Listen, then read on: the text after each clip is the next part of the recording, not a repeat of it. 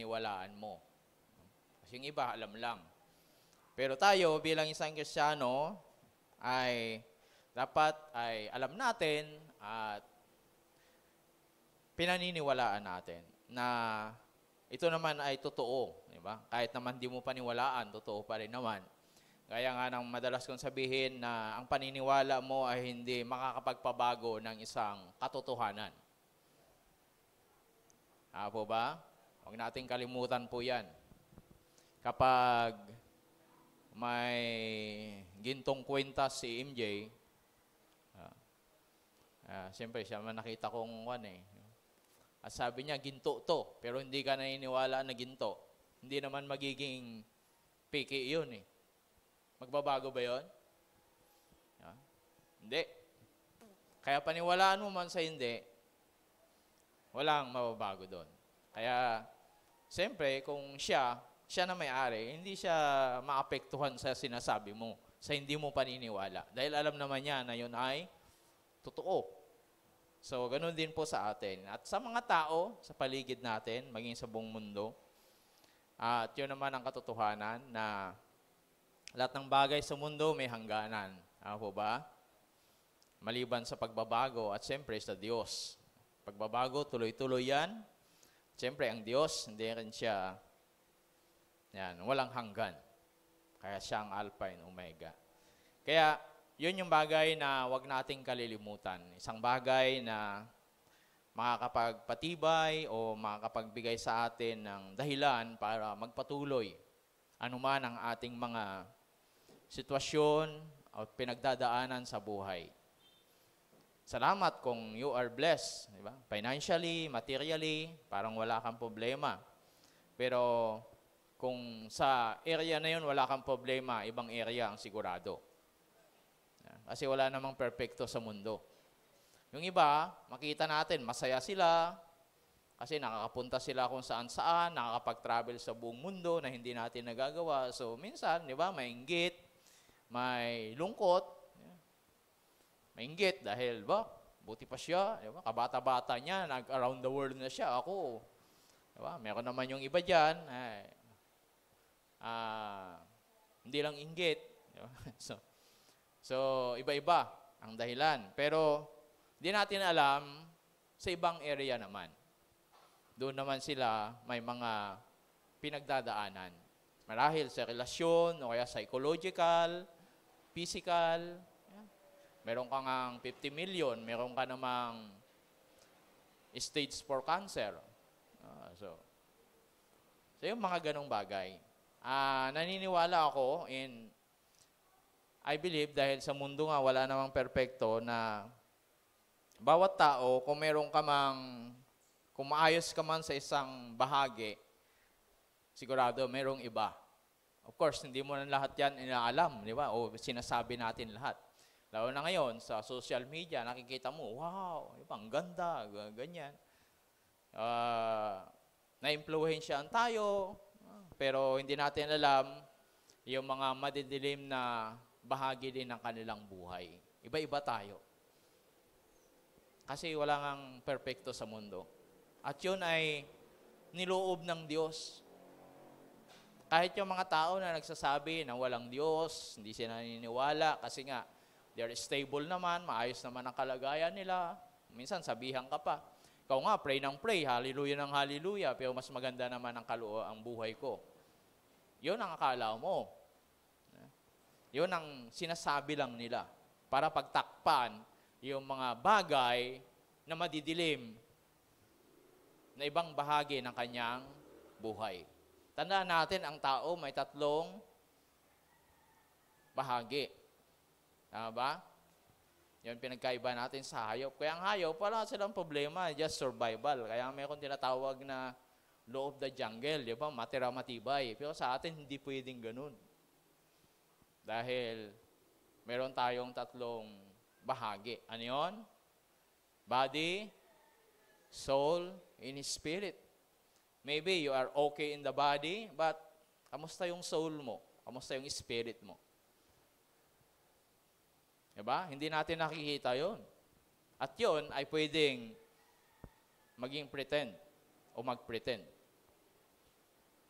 Diba? Kahit nga sa Christian world, di ba? The fruit, yung bunga, resulta ng ginagawa nila, pwedeng maging daan para matakpan yung mga ibang area. Kaya nga sabi ni Jesus, di ba? Darating ang araw, o darating sa mga huling araw, sabi niya, maraming magsasabi sa akin, Panginoon, Panginoon, nagpalayas kami. Diba? Hindi lang nabanggit doon na siguro nagpala mo ako ng husto. Binigyan mo ako ng magandang simbahan, etc., etc. Pero sabihin ni Jesus sa kanila, hindi ko kayo kilala. See? So, ibig sabihin, pwedeng kahit yung mga ganong bagay, even the Christian world ay pwedeng maging daan para mag-pretend o matakpan yung mga bagay na may problema. Na kung minsan, dahil nga sa maayos ito, maayos yung physical, maayos yung katawan, material na bagay, na-overlook naman yung bagay na mahalaga. Kaya nga si Jesus, may mahalaga, mas mahalaga, pero meron yung pinaka-mahalaga. At yun ang na-overlook ng marami sa atin. Yun ang nabibigyan nila ng walang saysay at kabuluhan. At dahil doon, yun, hanap sila ng hanap sa mga bagay na kaya nilang i-control, gawin. Kaya nga yung iba, nagiging diktador. Diba? Gusto nila, kung ano yung gusto nilang mangyari, yun. Pero hindi pa rin mangyayari lahat yun. Hindi pwedeng mangyari lahat ng gusto mong mangyari. Because there is a higher, merong mas makapangyarihan, at mayroong mas may control ng lahat ng bagay. Okay? Kaya yan ang dahilan kung bakit ang Panginoon ay tinuturuan tayo sa pamagitan ng kanyang mga salita. Ayan. Kaya basahin natin ang salita ng Diyos bago tayo magpatuloy para mas maintindihan natin ano ba yung pinag-uusapan natin at pinagsasabi ko dito. Ayan. Mamaya na yan. Okay. Basahin muna natin. O, ayan. Okay? So, sinasabi ko sa inyo ang mga bagay na ito para magkaroon kayo ng kapayapaan sa akin. Daranas kayo ng paghihirap dito sa mundo. Yan, inilagay ko po yung footnote niya para mas maintindihan natin yung sinasabi niyang mundo. Ibig sabihin daw sa mundo o sa kamay ng mga taong makamundo. Yan, yun yung footnote niya. Kaya kung nagbabasa kayo ng Bible, huwag niyong binabaliwala yung mga maliliit na titik, kung gusto niya talagang mag-in-deep Bible study. Gusto mo talagang maintindihan, ganyan ang sekreto niya. Kaya yung mga tao na yan, nilalagay talaga nila yan para kung gusto mo, diba, hindi yan naka-front, hindi yan agad makikita mo. So kung talaga naghahanap ka, makikita mo siya. Diba? So yun, kaya sinasabi ko lang yan. Kaya yung mga lumang Bible, yung King James lalo, mga footnote nyo, maliliit na litera, tapos sa baba, nakakita na kayo ng ganong Bible, sa baba, andoon yung ibig sabihin, no? Diba? Yung mga ganyan. That's in-depth Bible study. Minsan, by word, diba? O by sentence. Yan. Kaya ang ibig sabihin ni Jesus doon na paghihirap dito sa mundo o sa kamay ng mga taong makamundo. Ibig sabihin, tao yon. Pero, magpakatatag kayo dahil nagtagumpay na ako laban sa kapangyarihan ng mundo. Next verse. Yan. Ang totoo, si Pablo naman to, sinasabi niya kay Timothy, ang totoo, lahat ng nagnanais mamuhay ng matuwid bilang tagasunod ni Kristo Jesus ay daranas ng pag-uusig. Yan. Take note ha, yung sinabi, ang totoo, ang lahat ng nagnanais mamuhay. Kung ayaw mo, pero kung gusto mo, humanda ka. Sabi ni Pablo, ito yun. Ito yung realidad. Yeah. Next.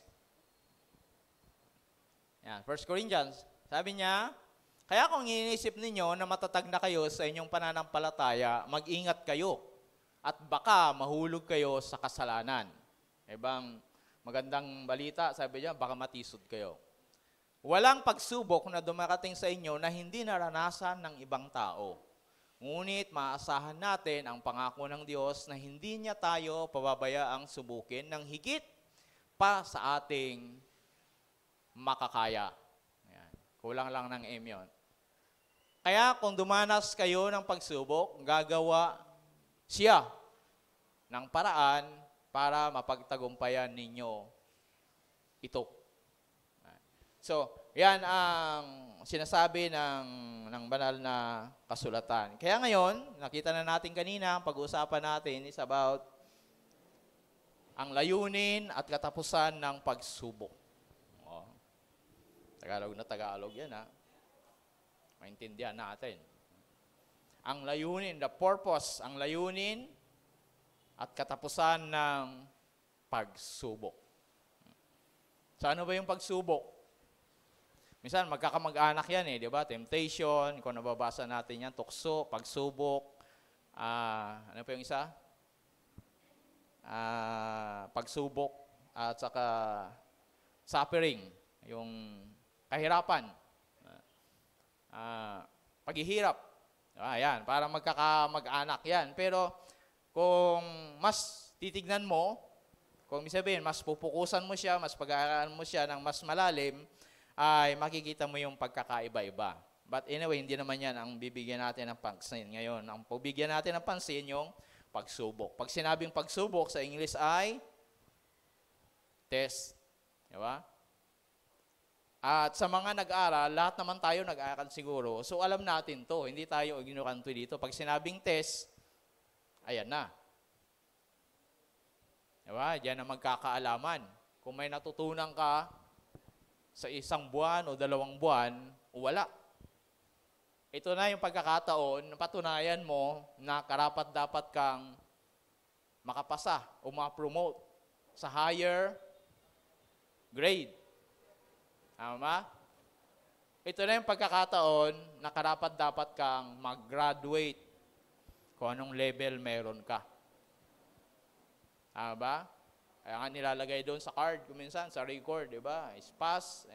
Karapat-dapat siyang lumipat sa grade ganito. Nababasa niyo ba yun? Nilalagay nila, pinipirmahan ng teacher, ibig sabihin, karapat-dapat siya na pumasa. That's the test. At pag sinabing test, madali ba? Sino nag-i-enjoy kapag nagtitest?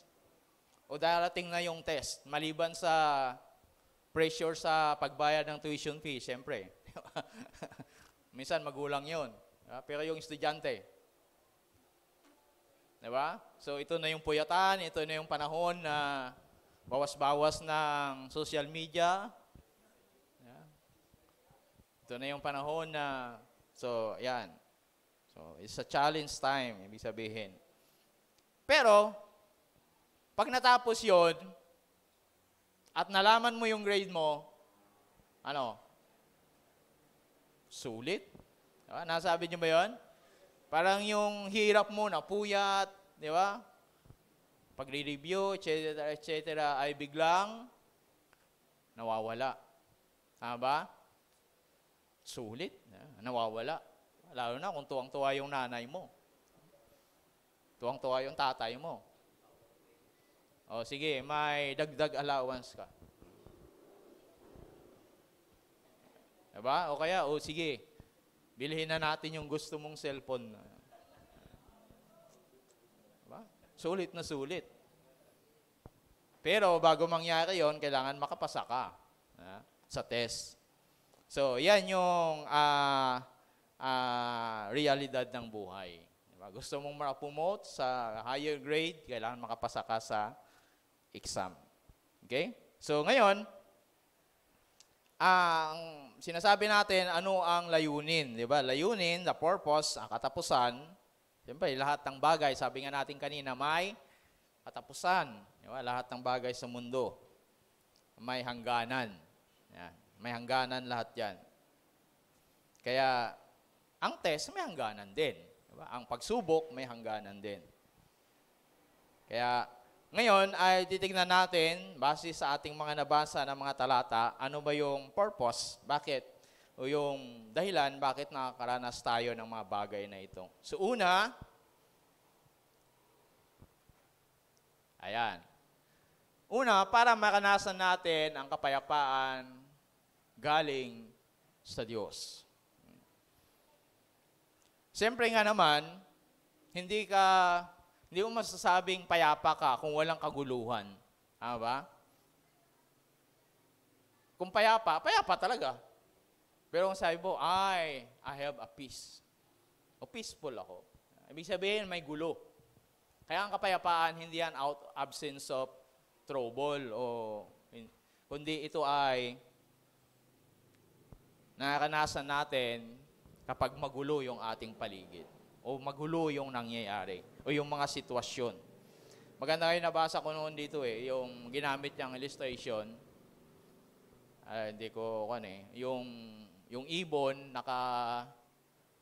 tago siya doon sa isang bato na malaki, tapos yung bato may kunting uka na ganyan sa ilalim ng bato, at doon siya nagwi-whistle habang may thunderstorm, habang may bagyo. Na-imagine nyo ba? Yung malaki na bato na ganyan, nandun siya, patalon-talon, pasipol-sipol, pero sa labas ay bumabagyo. Yung mga ibon na iba, hindi makalipad, bumabagsak, etc., etc.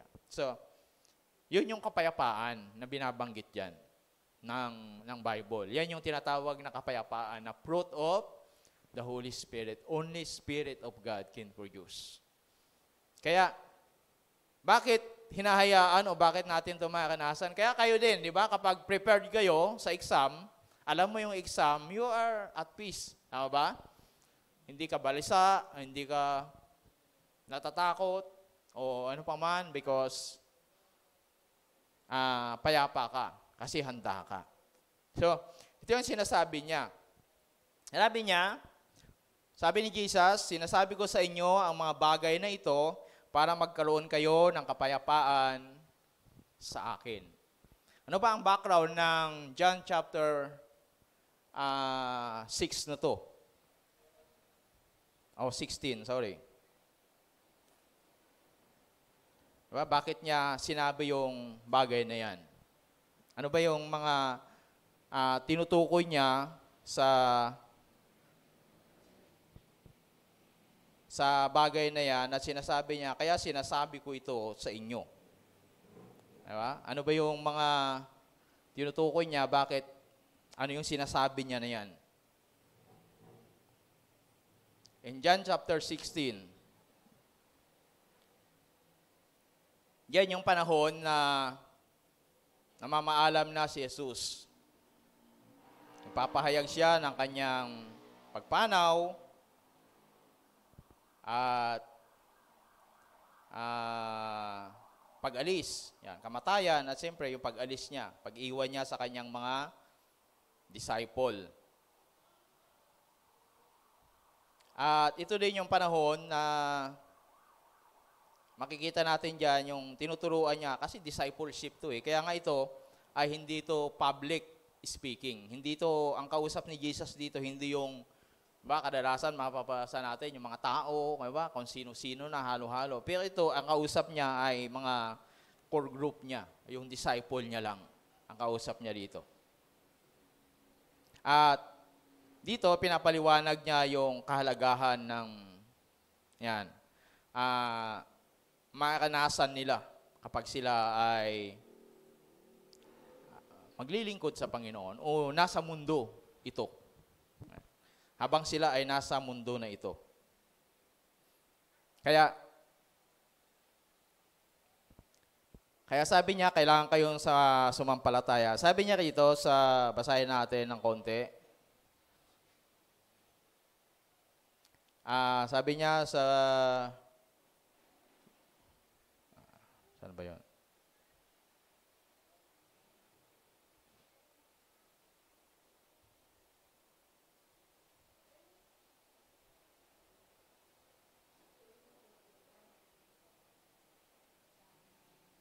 Nawala yung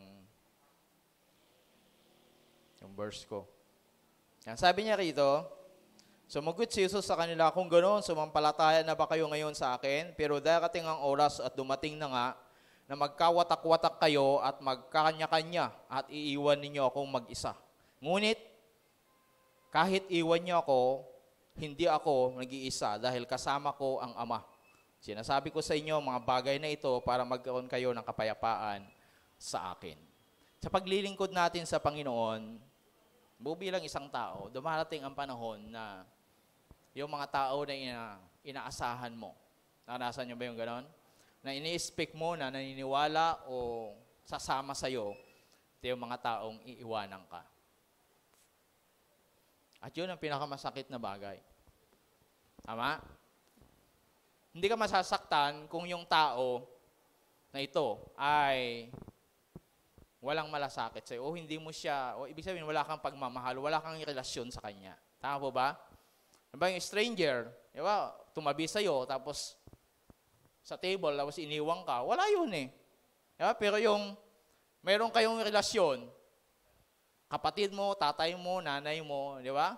Nang panahon na nag-uusap kayo, bigla kang iwanan. Yung sinasabi mo na meron kang pagdadaanan na ganito, meron kang ganyan, na imbis na maintindihan ka, ay bigla kang, di ba? Nag-walk out, bigla kang iwanan.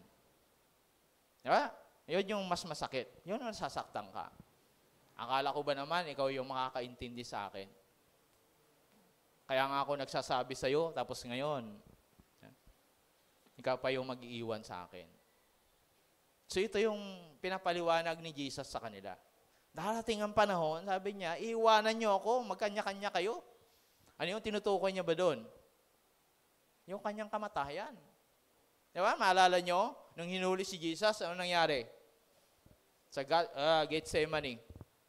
Lahat nagtakbuhan, nagpulasan lahat sila. Iniwan si Jesus. Pati si Pedro, sabi niya, mamamatay ako. Nakasama ka.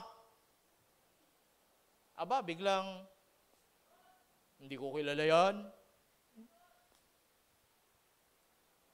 Ito yung panahon na ito. Pinapaliwanag ni Jesus sa kanila.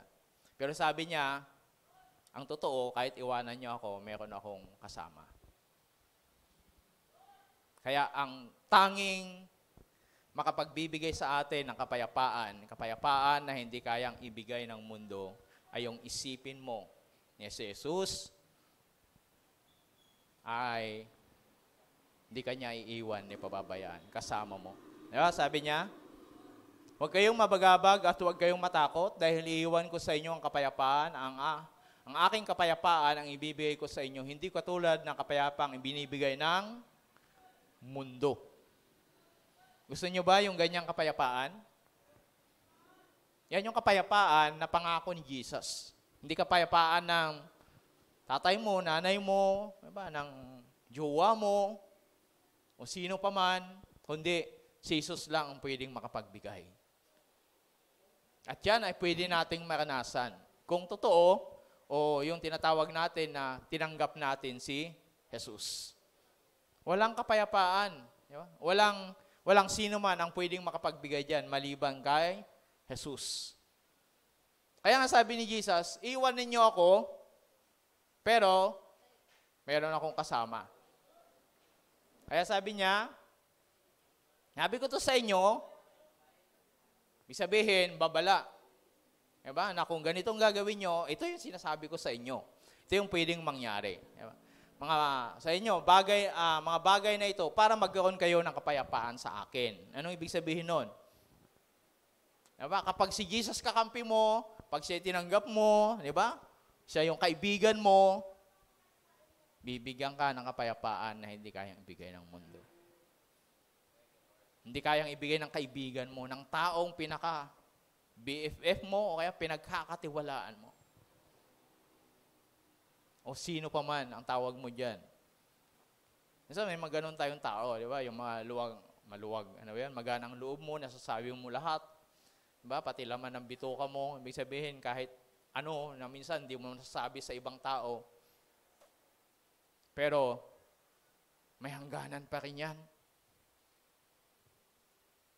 Ako ba? Kahit naman tayo. Lahat naman tayo, di ba? May hangganan pa rin yan. May limitasyon. Kaya may mga bagay na hindi talaga natin maintindihan. Kaya minsan, na-judge natin sila, nahusgahan. Pero huwag kang mag-alala, kahit husgahan ka nila, si Jesus, kaya niyang ibigay ang kapayapaan na yan. Anong sabi niya? Next. Ayan, kaya ito yung pangako niya. Iwasan niyo maging sakim sa salapi. Maging kontento kayo sa anumang nasa inyo sapagkat sinabi ng Diyos, ano yung pangako niya? Hindi ko kayo iiwan o pababayaan man. Dapat yan ang isipin natin. Na kahit na walang nakakaintindi sa iyo sa mundo, walang tumatanggap sa iyo, huwag mong kalimutan, ang Diyos hindi kanya pababayaan. Binanggit yan. Kinote yan ng author ng Hebreo mula sa Deuteronomy chapter 31, 6-8. Pangako yan ng Diyos sa mga Israelita, sinabi ni ni Moises, pati kay Josue. Pangako ng Diyos kay Joshua at saka sa mga Israelita. Kaya yan yung pangako niya. Kaya tayo, sabi ni Jesus, sinasabi ko to sa inyo, para magkaroon kayo ng kapayapaan sa akin. Okay niyo yun? Sa akin. Hindi dahil marami kayong pera, hindi dahil sa malusog kayo, hindi dahil sa kumpleto yung katawan nyo, hindi dahil sa kumpleto ang pamilya mo, kundi sabi niya, dahil sa akin. Ibig sabihin, Jesus is the reason ng kapayapaan na ito na pwede mong maranasan. Kapayapaan na hindi kayang ibigay ng mundo o ng sino man. Salamat sa mga tao. Ulit-ulit kong sinasabi. Diba? Hindi natin pwedeng i-disregard sila. Salamat sa mga tao na nakaka-inspire tayo. Mga tao nagpapakita ng pagmamahal o minamahal natin. O mga tao na pinaghuhugutan natin ng lakas. Pero alam mo nyo, lahat ng yan may limitasyon. May hangganan. Kaya ngayon sinabi ni Jesus, sinasabi ko ito sa inyo. Bakit? Para magkaroon kayo ng kapayapaan sa akin. Ibig sabihin, si Jesus ang kailangan natin. Gusto mo ng kapayapaan? Ng higit sa mundo? Ng kapayapaan? Higit sa security guard o bodyguard na mayroon ka? Diba? Ganun yung mga mayaman. Bakit sila nagba-bodyguard? Kasi hindi na sila balisa. Hindi na sila balisa. Hindi na sila payapa. Dahil takot na sila. Diba? Kung ang pera, sabi nga na, bibigay ng kapayapaan, dapat wala na silang bodyguard. Hindi katulad ng ginagawa ng isang normal na tao nakakapaglakad sa kalsada nang wala kang inaalala. Diba?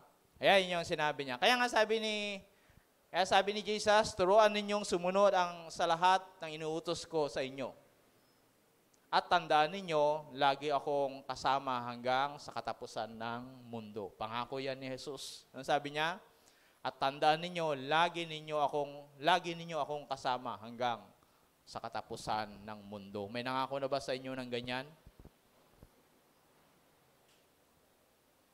Diba? O kahit gusto niya, o kahit mangako siya, wala pa rin. Yung sabi ko, dalawang bagay lang yan. Kahit ayaw kanyang iiwan, maiiwan at iiwan kanyan. Mawawala at mawawala yan. Kasi lahat may hangganan. Si Jesus lang ang pwedeng sumama sa atin hanggang sa katapusan ng mundo. Tandaan natin yan. That's why, magkaroon tayo ng kapayapaan kay Jesus. Kaya si Jesus talaga ang kailangan natin. Siya ang sagot sa kapayapaan na kailangan natin. Kasi yun naman hinahanap ng tao, di ba?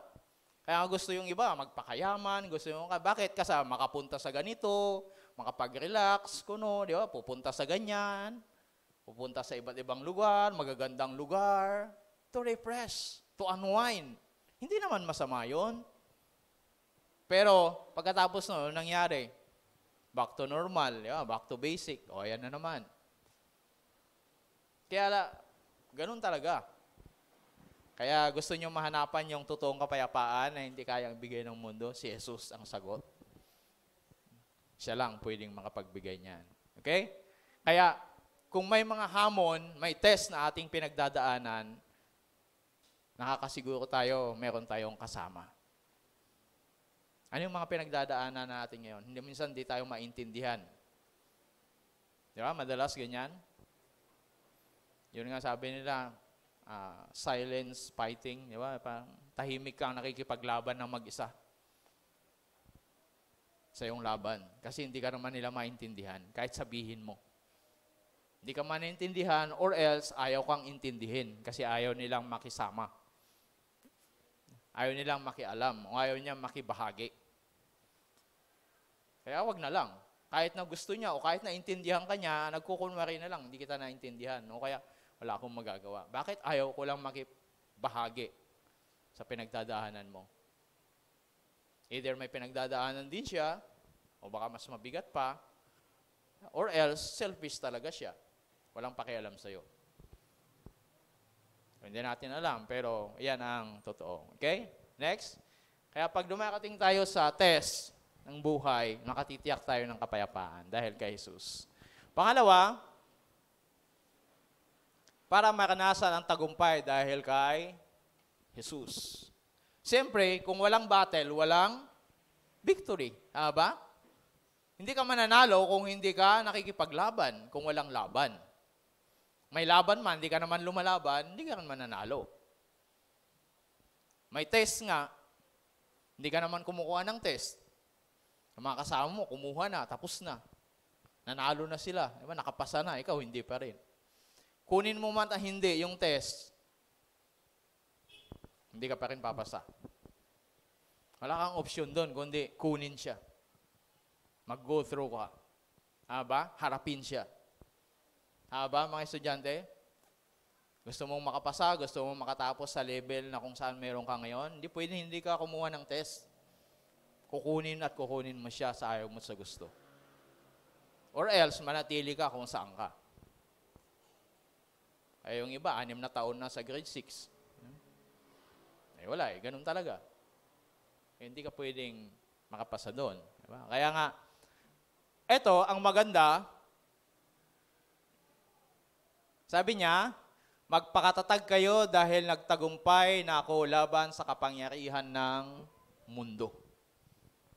So, ang gagawin natin, ano sabi niya? Magpakatatag. Ibig sabihin, lumaban ka. Laban to. Test to. Kumuha ka. Kumuha ka ng test. Hindi naman sinabi ni Jesus, naawa ko sa inyo, nahirapan kayo, kaya wag na kayong kumuha. Diba? Ganun ba sinabi niya? Anong sabi niya? Magpakatatag kayo. Ibig sabihin, pwede kayong manghina. Kaya sabi niya, magpakatatag kayo. Bakit? Anong dahilan? Hindi dahil magaling ka, malakas, mapera, mayaman, etc., etc. Skilled. Kundi sabi niya, dahil nagtagumpay na ako laban sa kapangyarihan ng mundo.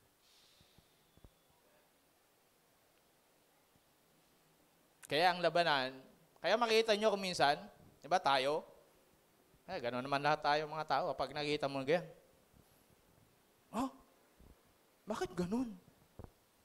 Nakakana ba kayo ng ganon? Yung doktora na ganito, meron palang kalaguyo na huli. Ha? Ang bait-bait ni doktora? Doktor ko yan. Nagulat kayo mga ganon? May mga taong ganon? Ito si ganito. Ha? Nagugulat ka na lang. Di ba? Parang beyond your expectation, nangyayari. O may nangyayari pala. Ang bait-bait niyan. O sabihin na natin, huwag na tayong lumayo. Si pastor, may ganito. Ha? Si pastor? Pag mga religious leader, diba? Talaga highlights yan. Diba? Ganun mangyayari. So, ibig sabihin dyan, may kanya-kanyang battle. Minsan, yun nga, bumabagsak. Kaya sabi ni Jesus, magpakatatag ka. Ibig sabihin, lumaban ka. Pag nagpapakatatag, siyempre, you stand firm, di ba? Lumalaban. Parang sinusuntok ka, you can, di ba? Na-injure mo, bearable, or else, iwasan mo, di ba? O you fight back, lumalaban ka, gumaganti ka, umatake ka. Yun yung dahilan. Kaya sabi niya, dahil napagtagumpayan ko na ang kapangyarihan. Nagtagumpay na ako laban sa kapangyarihan ng mundo. Anong ibig sabihin dito ni Jesus? Bakit hindi niya sinabi, lumaban kayo, magpakatatag kayo dahil napagtagumpayan nyo na yan? Pero sabi niya, napagtagumpayan ko na. Ibig sabihin, yung tagumpay natin nakabase pa rin kay Jesus. Yan yung test.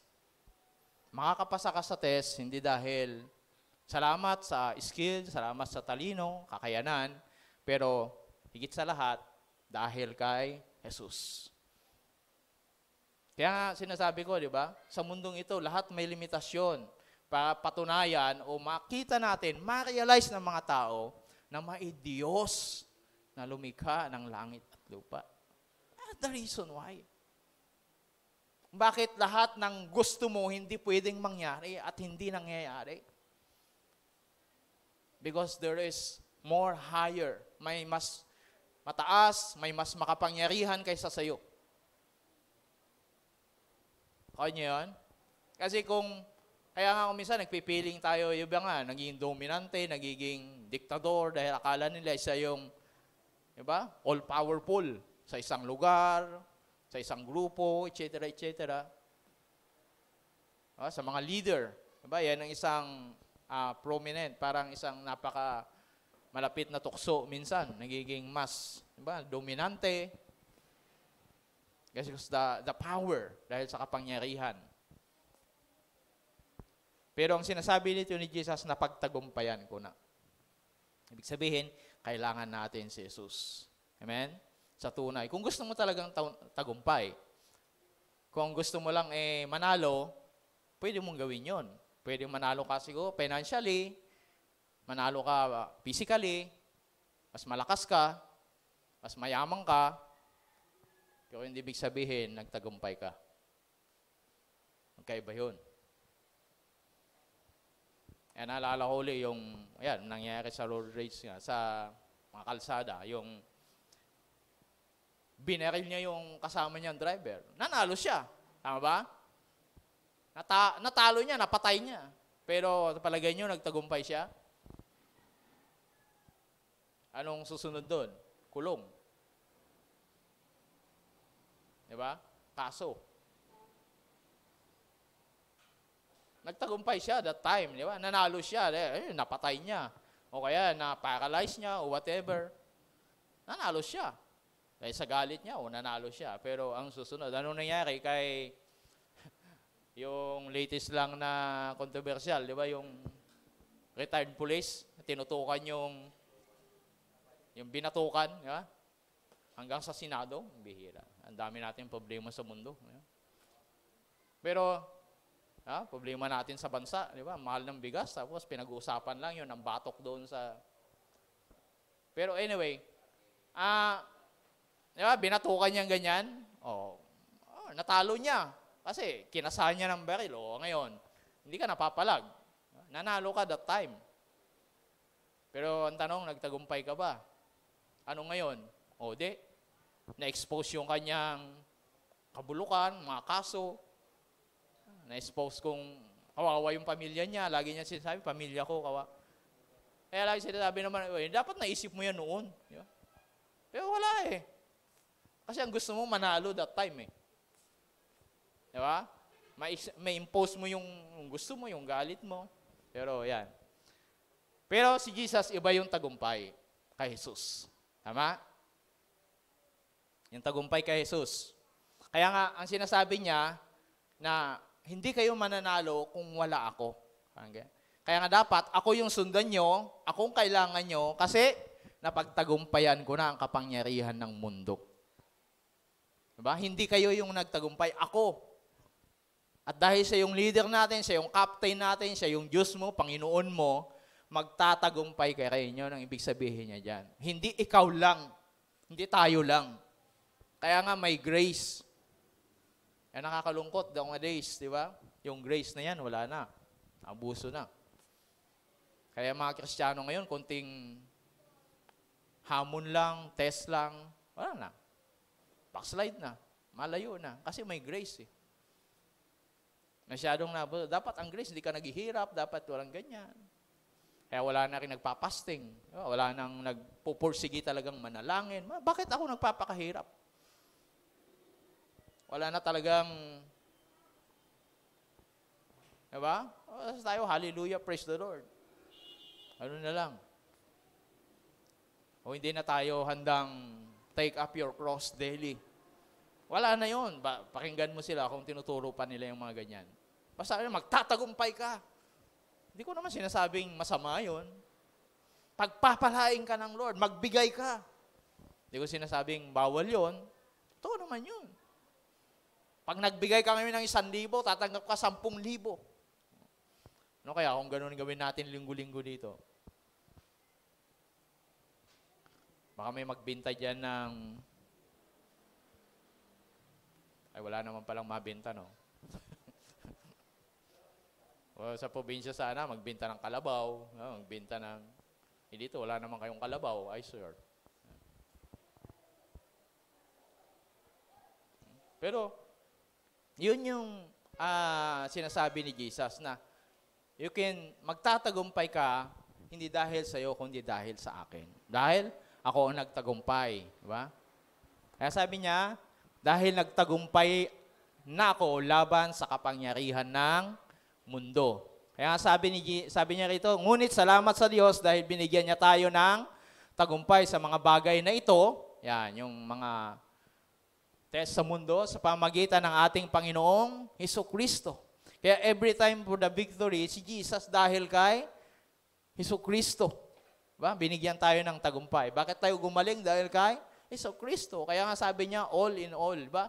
Nilikha ang lahat ng bagay para sa Kanya, diba? Dahil sa Kanya, mula sa Kanya, at para sa Kanya. Lahat. Diba? Kaya nga sabi niya, nagtatagumpay tayo. Kaya sabi niyan, I have the strength to face all conditions by the power that Christ gives me. Mayroon akong lakas, sabi niya, para harapin lahat ng klase ng sitwasyon. Bakit? Dahil sa kapangyarihan o sa lakas ni Kristo. Kaya maranasan natin ang tagumpay dahil kay Kristo kung mayroon tayong test. That's the purpose. Kaya hinahayaan nyo ng Diyos para makita natin na mas lalo tayong mag-dependent kay Kristo. Na, Lord, ang tagumpay ko sa iyo lamang. Magtatagumpay ako. Makakapasa ako sa test na to dahil sa iyo. Hindi dahil sa kung anong meron ako at kung sino ako. Diyan, ganun tayo no? Di bali, kung naman yan, anak naman yan ni Mayor. Di bali, pastor naman yan. Di bali, bishop naman yan. Di bali, congressman naman yan. Pero, dapat tayo, di bali, anak naman yan ng Diyos. Di bali, Kristiyano naman yan. Di bali, may Kristo naman yan. Nga po ba? Di bali, may Kristo naman ako. Si Jesus nagtagumpay na. Okay? Kaya kung walang test, hindi natin maranasan yung tagumpay kay Kristo. Maranasan natin siguro yung material na tagumpay dahil magaling ka magnegosyo, magaling ka umawit, yung talent mo, skill mo. Pero ang tagumpay mula kay Kristo, holistic yan. Full blast yan. Ay, hindi isang area lang. Hindi isang bagay lang. Lahat, body, soul, and spirit. Hindi lang in body. Dahil matalino ka, magaling ka, pwedeng body. Yeah? Pwede kang materially, financially, magtatagumpay ka. Pero how about the soul in spirit? O pwedeng sa soul, but in the spirit. Are you there? Diyan pa ba kayo? So, gusto niyo pa bang malaman? Ang susunod, mga 10 lang naman to. 10 maturay. Kaya humingi na ako ng permiso kay Eric. Sabi ko sa kanya, pag 2 oras na ako nagsasalita, sinyasan mo na ako. So, in-expect nyo na, 2 oras. Di ba? Tapos tatawad pa ako ng 1 oras, 3 oras. Madali lang. Okay. Next. Yan. Pangatlo, pagpapatunay ng iyong pagkakaiba o pagbabago bilang tagasunod ni Kristo. So, kaya may test para makita ba may pagkakaiba. Iba tong mga to. Iba tong bata na to. Iba tong tatay na to, iba tong nanay na to, iba tong negosyanteng ito. Diba? Iba itong estudyante na to. Iba tong babae na to, iba tong lalaki na to. Hindi naman nila makikita yun kung walang test, tama ba? Kung walang hamon, walang pagsubok. Hindi naman makikita kapag nabubuhay kayo ng normal lang, parang nangyayari lang yung mga nangyayari, hindi yun makihalata. Kaya nga lagi yung sinasabi sa mga kabataan, hindi mo kailangan ipangalandakan na kayo Kristiyano kayo, born again kayo, pero makikita yon. Tama po ba? Ang pagkakaiba nyo. Kapag napansin ng mga klase mo, ba, hindi ka na nakikipagtawanan sa kanilang mga green joke, Mga kalandian nila, hindi ka na sumasali. Ba? Sabihin na, ba, iba to. Ba tong estudyante na to? Nagka-cutting class sila, hindi ka sumasama, ba? Ba to? Giinuman sila. Nagyayabangan sila ng mga kalukuhan sa buhay, ba? Hindi ka natutuwa. Hindi ka kumukontra, hindi ka killjoy, pero hindi ka naman nakikigalak sa kanila. Masabi, hey, iba to. Ba? Anong natitest sa'yo doon? Siyempre yung appetite mo. Diba? Yung self-control mo. Gusto mo ding magmalabi, di ba? Gusto mo, mas magaling naman ako sa'yo. Mas marami naman akong babaeng na paiyak sa'yo. Imbis na gano'n, ipangalandakan mo, diba? Nagtitimpi ka na rin. Di ba? Akanya yan? Ganito naman ako.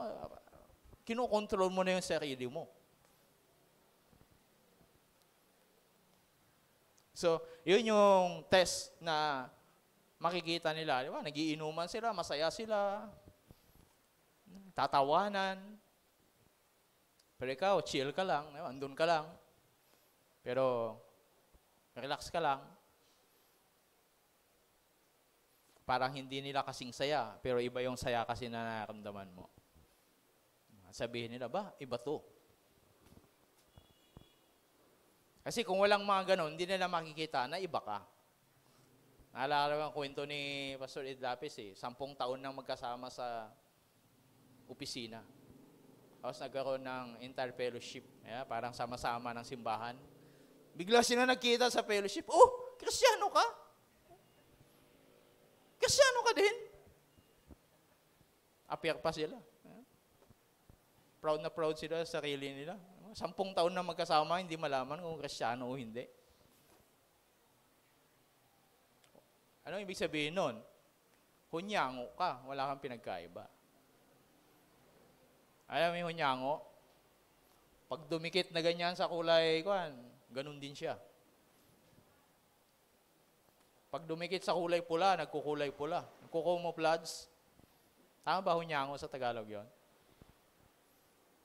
Nagbabago yung balat. Kaya hindi nila malaman, Kristiyano pala to. Pero 10 taon ka na sa opisina, diba? Sa trabaho mo. Hindi pa nila alam. Diba? Ibig sabihin, wala sila nakitang pagkakaiba. Kahit pa sinasabi mong Kristiyano ka, nagdadamit ka ng I am a Christian o ano na ganyan. Pero kung hindi naman nila makita yung wala yun. Wala yun sa kanila. Kaya magugulat na, Kristiyano ka? Appear pa sila, appear. Miss na maya sa sarili. Di ba?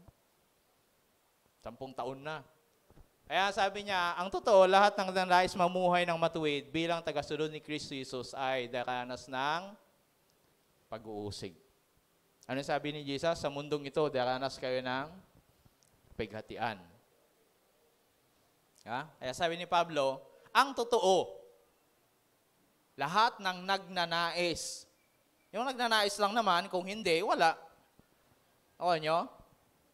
Yung nagnanais lang na mamuhay ng matuwid, hindi dahil relihiyoso ka, hindi dahil nagsisimba ka, hindi dahil nagbo-born again ka o pupunta ka sa Emmanuel, kundi dahil tagasunod ni Kristo, disciple of Christ, ay daranas ng pag-uusig.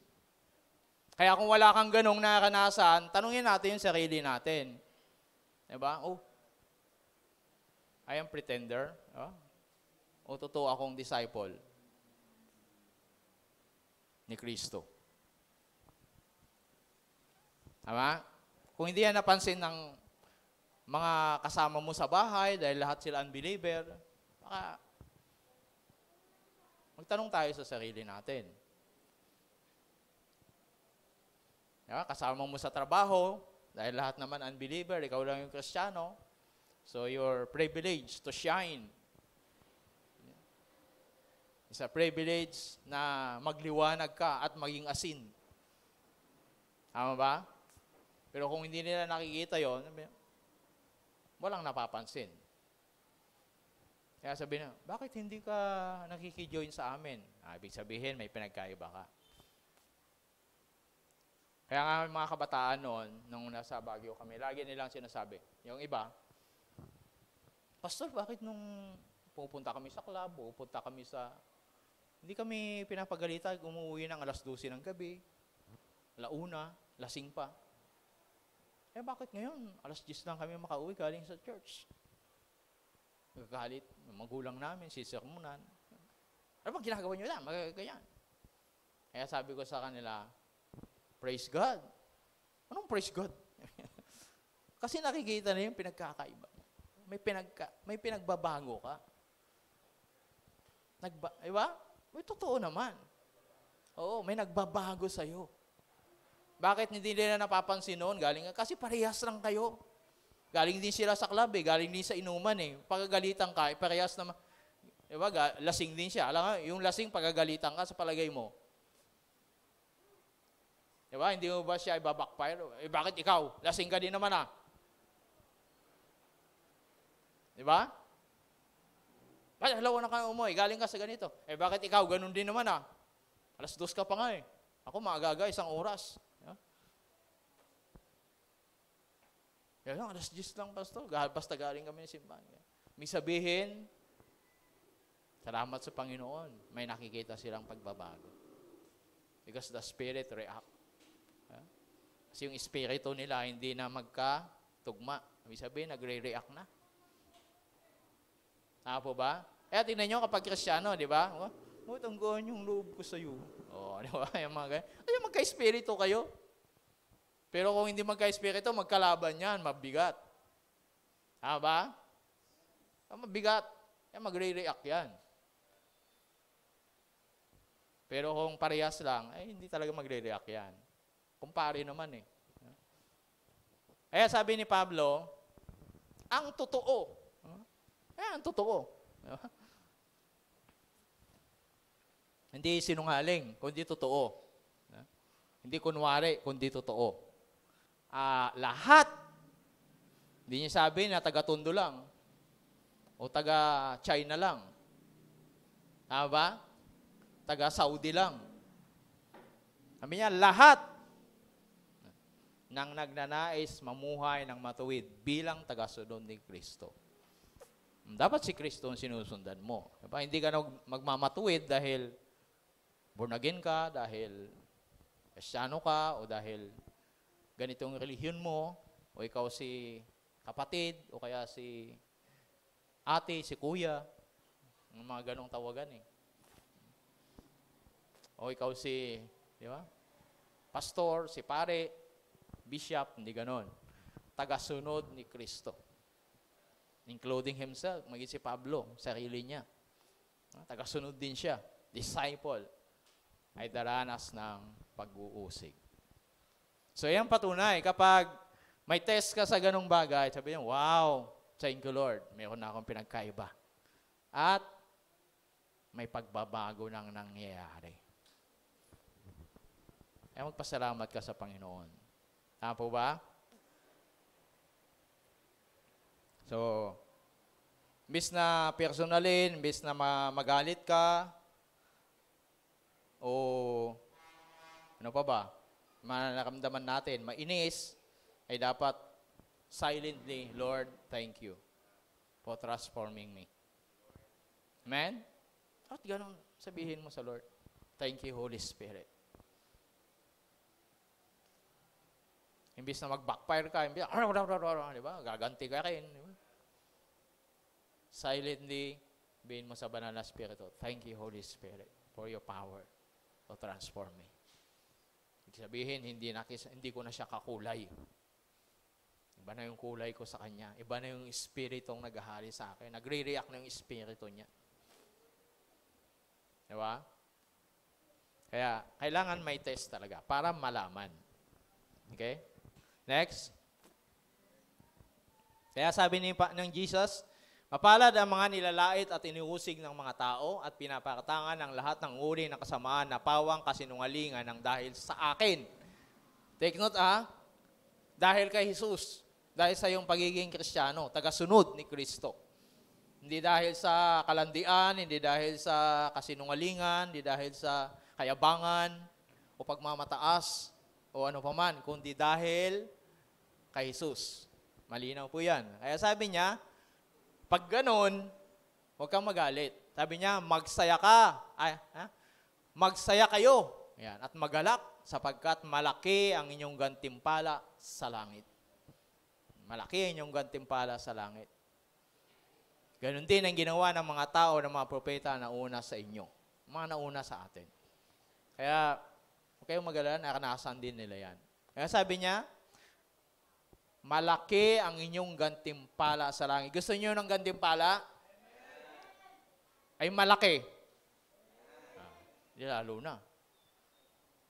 Hindi lang sinabi ni Jesus, binigyan ng emphasis kahit anong version. Kahit tingnan niyo sa original verse. Verse 3. Bilang yung original word, di ba? Ang sabi niya dyan, yung big, malaki. Sabi niya, ang gantimpala ninyo. Yan pa lang. Diba? Wala ka pang ginagawa. Just allow the Spirit to transform us, to transform you. Baguhin ka at mapansin ng mga tao. Ibig sabihin, may pagbabago, may nangyayari, and then may gantimpala ka na. Amen? Kung pinapakatangan ka, sinasabihan ka ng kung ano-ano. Mga burn again na to. Mga ano-ano, mga nababaliw na to. Walang magbasa ng Bible, mababaliw ka lang dyan. Mga common na napapakaya natin. Sisiraan ka ng ulo, tingnan mo si ganito. Siraan ng ulo. Laon yun, may ganyan tawag nila Bible Dahil sa kakabasa daw ng Bible, nasiraan na ng ulo. Kaya tawag nila Bible. At nung hinanap ko yung tao na yon, kasi nga, sa kalye siya. Tapos, yun, hindi naman ako, inobserbahan ko lang. Mamaya, nag-recite nga ng verse. Kaya pala, kaya Bible. Anyway, yan yung mga ganong bagay. Diba? Kailangan mga na ganyan. Kakabasa ng kwan. So, pasalamat tayo sa Panginoon. Huwag tayong magagalit. Amen? Sabihin, may nagbabago. Silently, sabihin mo, thank you, Holy Spirit, for transforming power. Pinabago mo na ako. May nangyari na. May nangyayari na. Sa isang taon kong pagsimba-simba. Hindi yung 10 taong ka na. Anong nangyari? Nasayang lang yung energy mo pagpunta ng simbahan, pamasahe mo, o merienda mo, di ba? Pinakapi sa iyo. O etc. etc. So, salamat sa Panginoon. Okay, next. At lumalabas yon kapag may test. May pagsubok. Pangapat, nagpapaalala sa atin para mag-iingat at magpatuloy sa paglago. Magpatuloy, mag-ingat. Ano ba sabi ni Pablo? Kaya't mag-ingat ang sino mang nag-aakalang siya'y makatayo at baka siya matisod. Okay, sa ASD, sabi niya ay baka magkasala. Kaya, ang test, yan yung time of testing. Di ba? May natutunan ka ba? Sabi ng teacher sa'yo. Di ba? So, magtitest tayo ngayon. At ito, pag nagtitest ka, anong ginagawa mo? Anong ginagawa itong mga estudyante na to? Mga estudyante, anong ginagawa nyo bago kayo mag-test? Mag-review. Gagawa ng reviewer, hindi para kodigo, para reviewhan.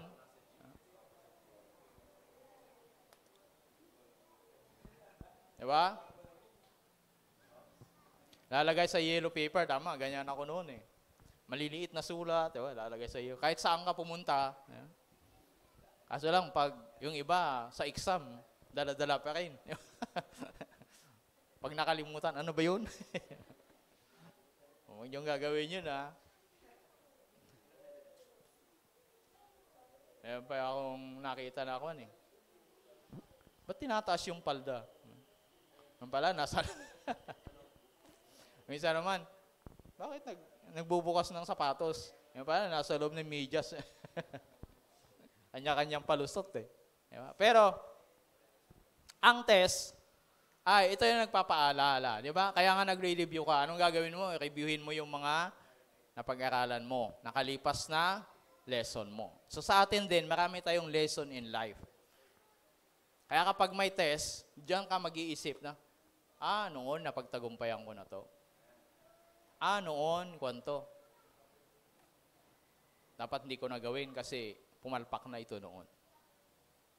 Ang kanyan, we need to, hindi para balikan yung sama o kundi yung maging inspiration sa atin, yung tagumpay, yung kabiguan naman, maging babala sa atin, lesson.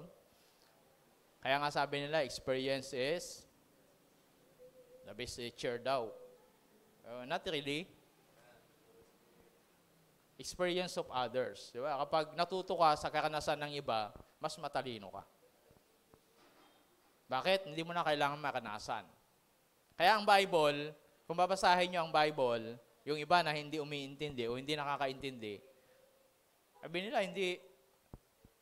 Diba? Kasi ang Bible, positive and negative, mga bagay na hindi maganda at maganda, isinulat niya yan. Why? Ano sabi ng Romans? Sabi ni Pablo, para sa ating tututo. Kaya ang Bible is a book of history. Kasi gano'n naman, di ba? Kaya nga, meron tayong mga Pilipino, di ba? Sabi doon, ang di matutong lumingon. Saan? May stiff neck. Hindi makakarating sa paruroonan. Kasi ang nakalipas, gabay mo patungo sa hinaharap.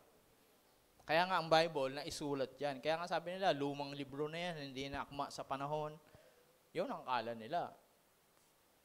So, bakit naisulat yung mga kapalpakan nila? Abraham, ni David, Solomon, Moises. Why? Para sa ating ikatututo. Yun ang sabi niya.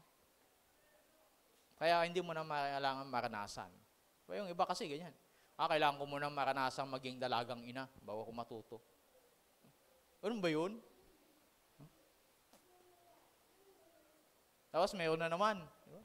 Bakit di ka natuto? Hindi ko pa, kailangan 2 beses ko para maranasan ko ng dalagang ina na may 2 anak. Para matuto. Mayroon na naman, para maranasan ko ang dalagang ina na 3 anak. Si nanay, di ba? Panay alaga ng apo. Hindi natuto. Paano yun? May isang cycle yung nangyari sa pamilya. Bakit? Kasi hindi natuto yung anak. Hindi na nakapag-aral yung tatay, pinapag-aral siya, hindi naman nag-aral uli. Ano ang susunod? Ganun na naman. Which is, kaya namang pag-aralin. Ba? Noon, hindi ako napag-aral ng aking ina. Ngayon, itataguyod ko ang pag-aaral ninyo. Kailangan igapang ko. Mga ganyan, mga salitaan ng mga magulang. Igagapang ko ang pag-aaral ninyo. Hindi naman nag-aaral. Ayan na naman, susunod, ikaw naman magaganon sa anak mo. Hindi pa rin nakatapos kasi. So, balik na naman yung buhay, ganun pa rin. Di ba? So, gapang na naman para sa anak. Hindi na naman nakatapos yung anak, gapang na naman para susunod. Wala nang katapusan. Di ba? Cycle lang. Bakit? Hindi natuto. Hindi natuto sa history ng family. Kaya nga, ito yung sinabi niya, nagpapaalala sa atin para mag-ingat, yan, magpatuloy sa paglago.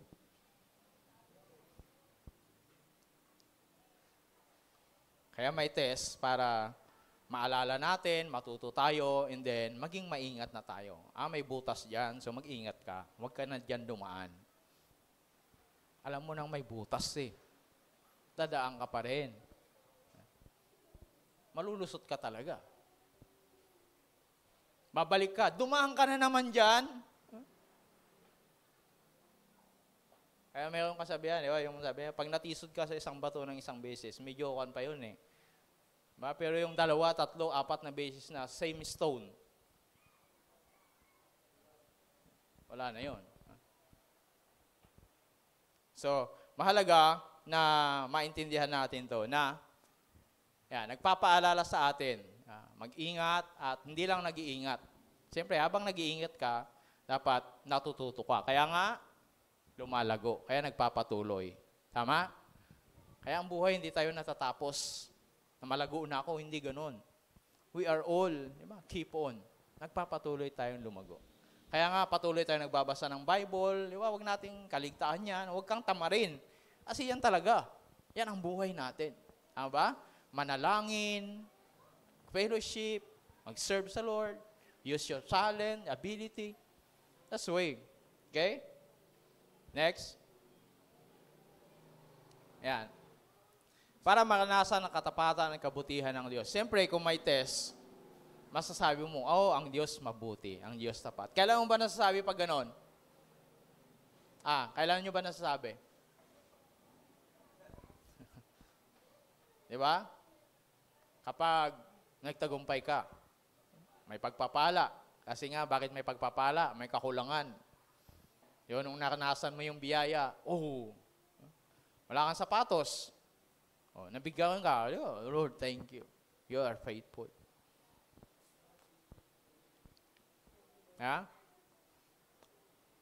Kaya sabi niya, wala pang pagsubok na umating sa inyo na hindi nakanasan ng lahat ng tao. Tapat ang Diyos, hindi niya ipahintulot na kayo subukin na higit sa inyong makakaya. So, ang sinasabi dito, ang isa sa deception ng kaaway sa atin, yung personaling ka. Bakit ako na lang? Ako pa naman ang Kristiyano sa amin. Ako na lang yung ganito. Pray naman ako. Bibigay naman ako ng tithes. Papagamit naman ako sa Lord. Etc. etc. Pero sabi dito ni Pablo, yung mga pinagdaanan mo, pinagdaanan na yan ng iba. Huwag kang pa-importante. Diba? Nalusutan na yan ng iba, napagtagumpayan na ng iba. Huwag kang pa-special. Diba? So, bakit? Kasi sabi niya, tapat ang Diyos. Alam niya yung mga bagay na kakayanan mo. Hindi niya yung papahintulot. Beyond.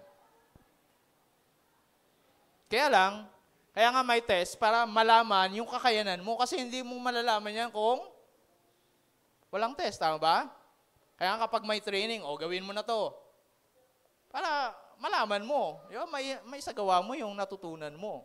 Malaman mo yung capacity mo. Di ba? Hindi ko pa pala kaya, nahihiya pa ako. Hindi magmamali. Sige, gawin mo uli. Di ba? Yan, sabi niya. Kaya sabi niya, nakanasan na ng lahat ng tao. Hindi lang ikaw. Di ba? Lahat tayo, lahat na. Tapat, sabi niya, ang Diyos at hindi niya ipahintulot na kayo subukin ng higit sa inyong makakaya. God created us individually. Ako, yun sinabi ko sa Lord, you know my personality. You created me. You know my skill, my ability, my capacity. Now, what I ask is help me to use that skill and capacity and ability in the maximum way. Diba? Sa pinaka, para hindi masayang. I don't want to fail you. Nakakap ako sa inyo, sabihin mo, your bad servant. It's only by your grace. Pero bago mangyari yon, yung una kanina, kailangan matuto tayo, magpatuloy. Diba? And then, pagdating na ganyan, makakanasan natin yung katapatan, kabutihan ng Diyos. Okay? Masasabi natin, Lord, tapat ka sa mga pangako mo. Kasi, alam ng Diyos yung capacity mo. Kaya yung mga termino natin minsan, di ba? Siyempre, ako din. Hindi ko na to kaya. Nagsasabi naman kayo ng gano'n. Hindi ko na yan kaya. Pero huwag kang mag-alala. Tandaan mo, hindi ipahintulot na kayo isubukin ng higit sa inyong makakaya. Alam naman natin yan eh. Pero siyempre, pag nandun ka na, parang, bakit naman? Ang hirap naman. Bakit naman ganito? Pero, tandaan natin, anong sabi niya? Yan. Tapat ang Diyos. Amen? Kahit di ka tapat, siya na natiling tapat. Okay? Next. Yan. Para matuto at makita ang kapangyarihan ng Diyos. Every test experience is a kind that normally comes to people. But God, parang di ba ulit lang? His promise, He will not allow you to test beyond your power to remain firm. At the time you are put to test, He will give you the strength to endure it and provide with a way out. Yan. So, dito, para matuto at makita ang kapangyarihan ng Diyos. So, alam natin, yung sabi niya rito, bawat karanasan natin ay naranasan na ng iba at hindi niya ibibigay yung lampas sa kakayanan mo. At hindi lang yon, yan. Sabi pa niya, at the time you are put to the test, sa panahon na nasa pagsubok ka, He will give you the strength to endure it. Bukod sa alam niya, yung capacity mo hanggang dito ka lang, hindi lang yon, may backup pa siya. Bibigyan ka ng lakas. At hindi lang yon. And so, provide with you the way out. Nagbigay pa siya o gumawa pa siya ng daan para makalabas ka doon. Grabe. Di ba? Kaya minsan, kami noon, kapag nag-exam kami at nagbigay ng pointers or review yung teacher namin, professor namin, tapos nung mag-exam, hindi naman yun ang binigay. Reklamo kami. Sir, bakit ganito? Gusto mo ba kaming bumagsak lahat? Ang Panginoon, pinapahintulot niya yung test, hindi para tayo bumagsak, para ma-promote. Tandaan po natin yan. Amen?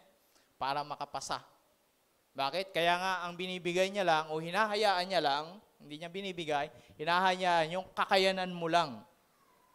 At kung may sumobra doon, siya nang bahala doon. At, sabi niya, bibigyan niya pa tayo ng lakas. Kapag nandun ka na, di ba, sa test na yon, isusustain niya yung lakas to endure. Hindi niya sinabing aalisin ka doon sa test na yon. Ang sabi niya, bibigyan ka niya ng lakas.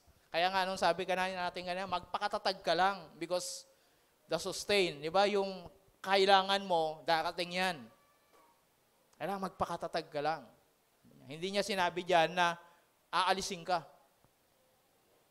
Kaya bibigyan ka, isusustain niya yung kailangan mo. Are you there? Diyan pa ba kayo? At ito pa, hindi lang yon, bibigyan ka ng daan para lumabas doon, para makatapos. O, ulitin ko na naman, di ba? Hindi ka niya tatanggalin doon. Bigay sa iyo yung daan. Ito yung daan, anak. Ito yung puntahan mo. Ito yung daanan mo. Amen? So, lumakad ka. Ito na yung daan, anak. Diba? Sabi ko, saan po ba papuntang Baguio? Dito. Punta dito. Badaan ka ng NLEX. Tapos ganito, ganyan. Ganun po ba? Hindi ka naman dumaan. Wala. Makakarating ka ba doon? Kaya sabi niya, and so provide you with a way out. Ito yung daan. Daanan, yan ang daanan mo. Ang problema sa atin, kaya hindi matapos-tapos yung test, yun nga, isa sa dahilan ay hindi natin dinadaanan yung dapat daanan. Andyan na. Ayan yung daan. This is the way. Ito yung paraan. Kaya nga, hindi natin dinadaanan. Hindi ko na yan dinagdag sa presentation para you do your homework naman. Hindi lahat pakain. Kung nagtitake note kayo. So una na dahilan ay yan, increasing your capacity, kaya hindi pa natatapos dahil gusto niya ihanda ka sa mas malaki. Dinadagdagan niya yung kakayanan mo, kakayanan mo. Para, halimbawa, ang kaya mo lang ngayon ay 100,000, ay gusto ng Lord 1,000,000, siyempre dadagdagan niya yung capacity mo para hindi ka masira. Okay yun? Hindi ka mawasak.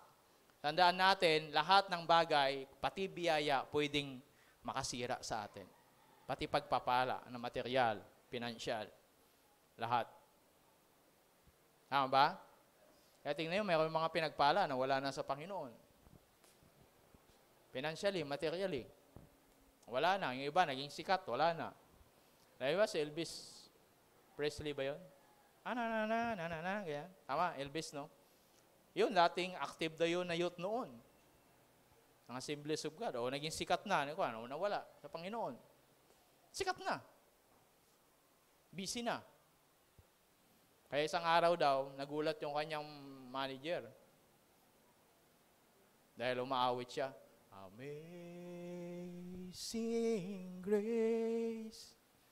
Nagising daw siya sa umaga, umawit niya, napakingga, Elvis Presley, umawit, Amazing Grace, how sweet the sound. Kaya ang awit niya, yung mga gano'n. Kaya doon nalaman, Kristiyano pala siya dati. Ngayon, nakakaramdam siya ng emptiness at the peak of his career. Sa panahon na kasikatan niya. Pagdating niya sa taas, siya na lang. Wala nang makasabay sa kanya. Karamdam na siya ng emptiness. Wala nang makapantay. Diba? Pag narating mo yon, wala na. Kasi wala na ang Diyos sa kanya. Siya na lang. Kaya he feel alone. Napapalibutan daw siya ng libo-libong tao, pero siya mag-isa. Nakukuha niya lahat ng gusto niya, pero hindi lahat ng kailangan niya. Ay, mga term na yon, sinabi niya. Yan, kaya tumatagal minsan, not yet, hindi pa natin nakikita yung daan. Yan. Pangatlo, o kaya naman, hindi pa natin naipapasa yung test. Kaya nga paulit-ulit, hindi pa natatapos. Kasi hindi tayo nakakapasa. Di ba? Kaya nga sabi ni Jesus, next, lumapit kayo sa akin, si Jesus nagsasabi, kayong lahat na nahihirapan, nabibigatan sa inyong pasanin at bibigyan ko kayo ng kapahingahan. Sundin ninyo ang utos ko at matuto kayo sa akin. Yan. Dahil mabait ako at mababang loob, makapagpapahinga kayo. Gusto niyo ang kapahingahan sa Panginoon? Kailangan matuto tayo. Amen? Lalapit tayo sa Panginoon. Yes, given na yan. Pag lumapit ka, hindi ka niya tatanggihan. Tutulungan ka niya. Bibigyan tayo ng kapahingahan. Pero, kailangan matuto tayo sa akin. Dahil mabait ako at mababang loob, makakapagpahinga kayo. Isang verse lang, ilang beses niya inulit yung magpapahinga kayo. Bakit? Binibigyan niya ng emphasis yun. Na makakaramdam ka sa akin ng peace, ng kapahingahan na hinahanap mo. Pag matuto ka sa akin. Okay? Next. Yan. Yan, medyo maliit na yan. Hindi nyo na mabasa. Oh, yan. Sige, basahin natin. Sabi niya, ito yung nakita ni John, yung vision niya patungkol sa katapusan. Kaya pagkatapos nito, nakita ko ang isang bagong langit. Ang John, pahayag 21, ay siyempre, anong nauna dyan? Chapter 20, di ba? So, ang chapter 20 is about the white throne judgment.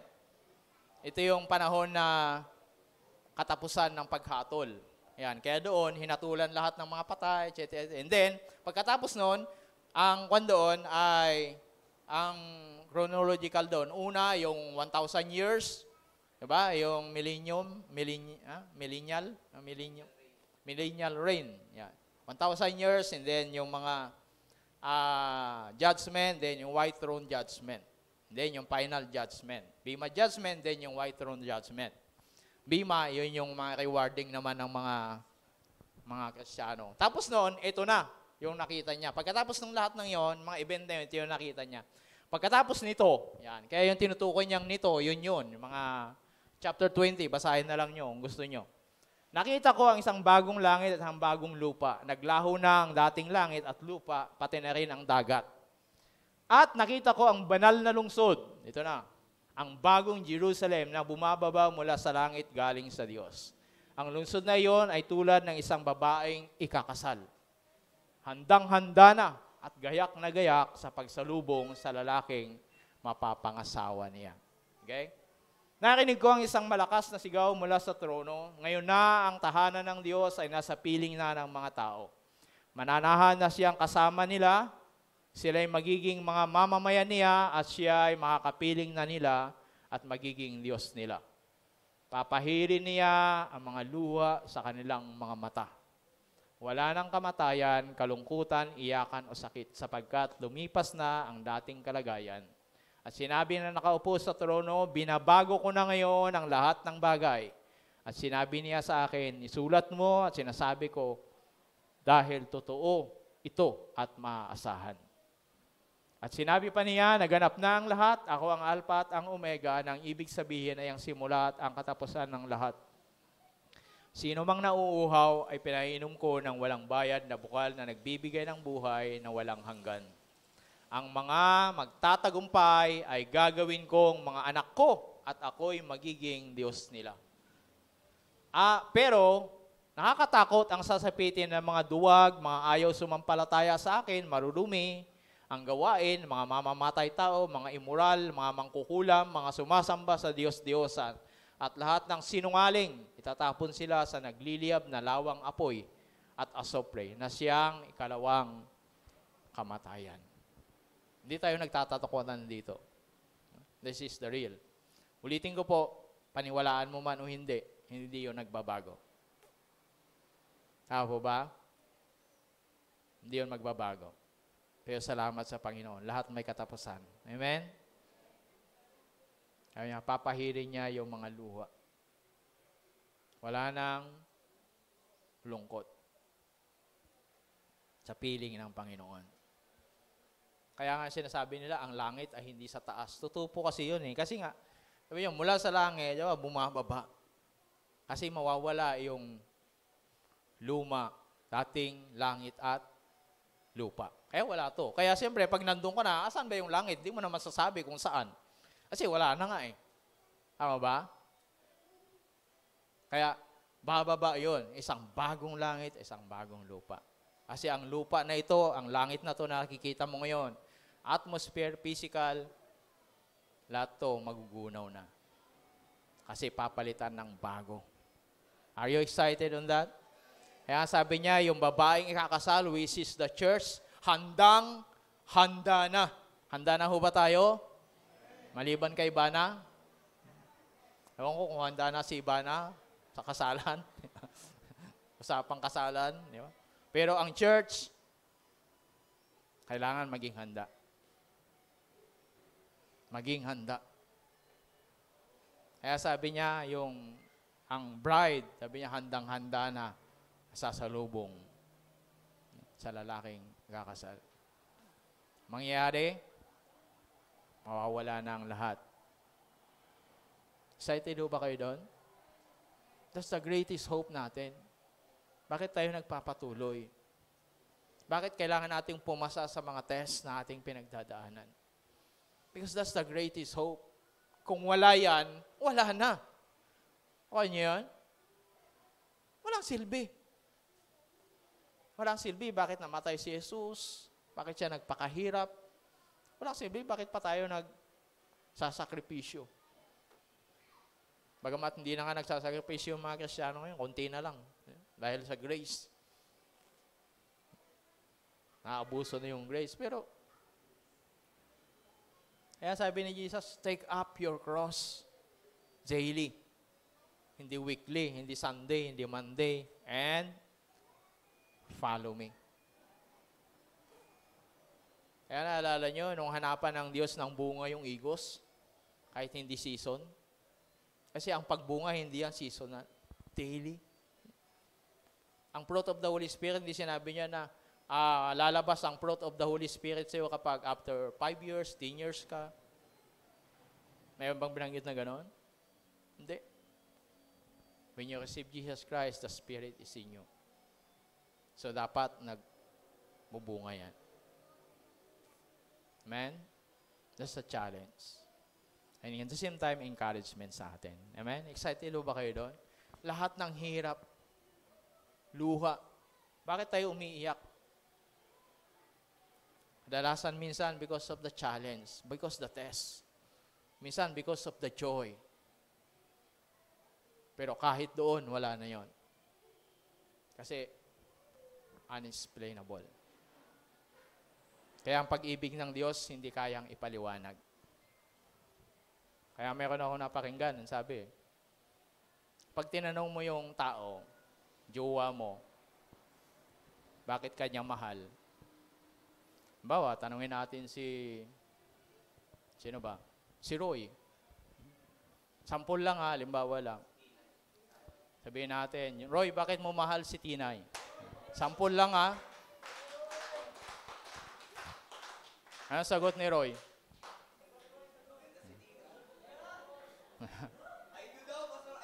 I do. Hindi kasalan to. Kapag alam mo yung sagot, delikado. Pag sinabi niya, kasi si Tina, gusto ko yung personality. Kaya niya akong ipagtanggol. Kaya niya akong ipaglaban. Because love is unexplainable. Amen? Kaya pag sinabi ni Tinay, ba't mahal mo si Roy? Sinabi ni Tinay, hindi ko alam. That's true. Ba't natatawa kayo? Yan ang totoo. Because unexplainable mo nga. Ay si Roy, pag sinabi, hindi ko kaya niya ako yung pagtanggol. Ay paano kung hindi na ipagtanggol ni Tinay? Di wala na. Di ba? Maganda siya. Ay paano kung hindi na maganda? May sakit na yan. Di ba? Iwan mo na. Ang tunay na pag-ibig, unexplainable like God. Yan ang pag-ibig. Ano yun? Kaya ang langit, unexplainable. It cannot contain with our imagination. Kaya sabi sa Corinthians, di ba? Hindi pa narinig ng tenga, nakita ng mata, o pumasok sa isipan mo ang inihanda ng Diyos sa mga nagmamahal sa Kanya. Sinong nagmamahal dito sa Panginoon? Mahal mo ba ang Diyos dahil tapat siya? Sinasagot yung panalangin mo? Pinagagaling ka? O mahal mo siya dahil mahal mo siya? Dahil Diyos siya. O, binigyan ko na kayo ng tip mga kabataan pag tinanong niyo yung jowa, bakit mo ako mahal? Mabango ka paano na kung wala ka ng pabango?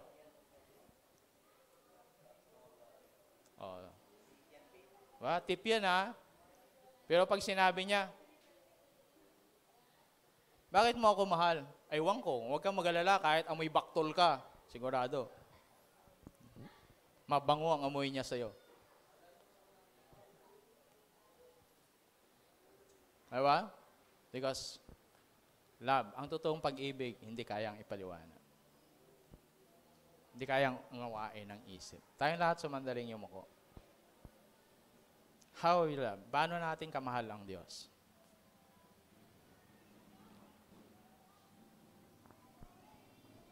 At bakit mo mahal ang Diyos? Kaya ang Diyos, naghahanap siya ng sumasamba sa Kanya. Hindi dahil magaling o ano man, dahil sumasamba sa Kanya sa Espiritu at katotohanan. Titiwala sa Kanya. Panginoon, sa umagang ito, kami po, Diyos, nagpapasalamat, Banal na Espiritu, sa pagsama niyo sa amin. Thank you. Continue to you. Patuloy mo kaming tinuturuan. Lord, kailangan po namin patuloy na mapalakas, ma-feed ang aming mga espiritual, hindi lamang po aming kaisipan, maging Diyos ang aming espiritu. Pamagitan ng iyong mga salita, sapagkat ang mga salita mo ay espiritu at buhay. Kaya ngayong umaga, tinatanggap namin ang panibagong buhay, panibagong kalakasan na nagmumula sa inyo, O Diyos. Lord, mayroon kami kanya-kanyang mga test sa buhay, kanya-kanyang pinagdadaanan. Lord, bunga man ito ng aming kasalanan o dahil ito hinayaan mo, dalangin po namin, anuman po ito, bigyan mo kami ng karunungan at higit sa lahat ng kakayanan, Panginoon. And give us wisdom, Lord, kung anong dapat namin gawin. Lord, salamat po sa buhay ng mga anak mo na ito. May mga kasama namin ngayon sa online. I pray, Lord, hibutin mo sila ng iyong mapagpalang kamay. Kayo ang nakakahalam, nakakakilala ng higit kanino man sa bawat isa po sa amin. At dahil diyan, sa iyo namin pinagkakatiwala. Aming pananampalataya ng biyaya mo, Panginoon. Sa biyaya mo lamang po kami, O Diyos. Tatagumpay dahil ikaw ang kasama namin. Salamat po, Panginoon, sa iyong habag. Ito ang aming dalangin sa pangalan ni Jesus. Amen. Salamat sa inyong makikinig. God bless.